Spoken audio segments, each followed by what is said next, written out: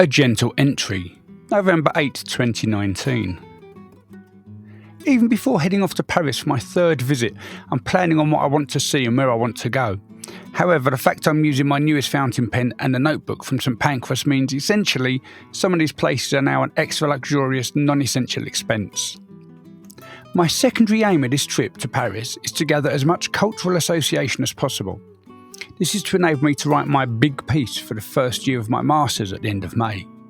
It's going to be an overnight trip again, and one where I'll be using this fine navy blue Ted Baker notebook.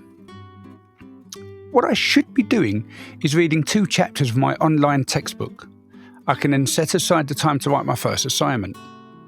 The tutor-marked assignment is, in real terms, a starting point of my journey for the remainder of this academic year. It will enable me to express my style of writing in the creative non-fiction genre and allow myself to gauge where I am in relation to the marking of the work by my tutor. This, in turn, permits my levels of dissatisfaction and disappointment to be overcome before the emotional turmoil sinks in for the remainder of the year. Why did I choose creative non-fiction as my primary interest? The reason startles me, to be honest. It's simply so I can learn more. Yes, I love fiction, so many ideas in my head. But that is quite a big section of my problem. The ideas in my head can't really be written down as they flitter from one scene to the next like an incoherent drunk uncle retelling a story.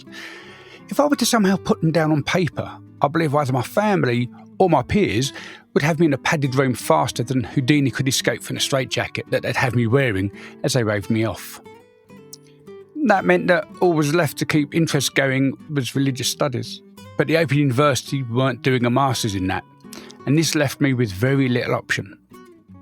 I could easily have attempted a business-like qualification, but seeing as the firm most likely wouldn't pay, thank or reward me for passing, I left that idea in the prospectus.